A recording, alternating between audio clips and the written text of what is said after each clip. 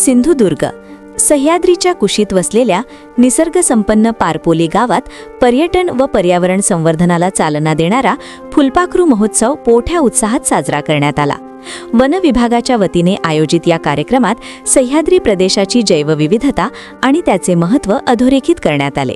महोत्सवाचे औपचारिक उद्घाटन तसेच स्वागत कमान आणि टी हाऊस यांचे उद्घाटन पालकमंत्री नितेश राणे आणि आमदार दीपक केसरकर यांच्या शुभ हस्ते पार पडले।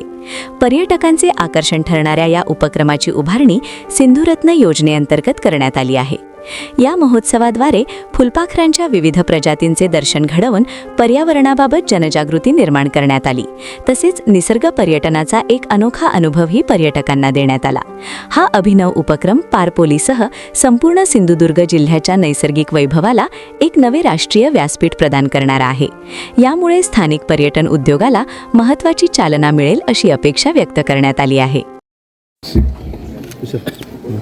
फुलपाखरू महोत्सवाचं उद्घाटन तुमच्या हस्ते झालं, कशा पद्धतीने पर्यटन वाढीसाठी चालना मिळणार आहे? सिंधुरत्न योजना जी सन्मान्य दीपक केसरकर साहेबांच्या नेतृत्वाखाली या योजनेमार्फत केसरकर साहेबांच्या एकंदरीत चांगल्या नियोजनामुळे सिंधुदुर्गच्या ग्रामीण भागामध्ये विविध पर्यटन प्रकल्पाची सुरुवात आणि निधी उपलब्ध करण्याचं काम त्या योजनेच्या माध्यमातून झालेलं आहे।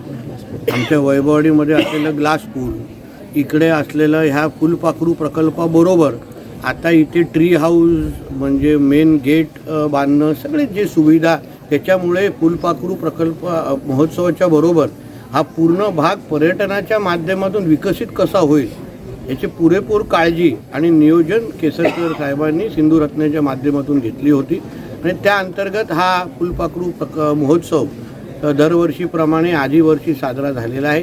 गेल्या वर्षी 600 ते 700 पर्यटक इथे येऊन गेलेले आहेत। मला विश्वास आहे की ह्या एकंदरीत अजून चांगल्या नियोजनामुळे ट्री हाऊसमुळे त्या येणाऱ्या पर्यटकांच्या संख्येमध्ये दुपटीने वाढ होईल असा माझा ठाम विश्वास आहे। सर, तुम्ही हत्ती संदर्भात प्रश्न उपस्थित केला की हत्तींचा बंदोबस्त झाला। महाराष्ट्रातील ताज्या आणि महत्त्वपूर्ण बातम्या पाहण्यासाठी आजच आमच्याला सबस्क्राइब करा आणि बेल आयकॉन प्रेस करा।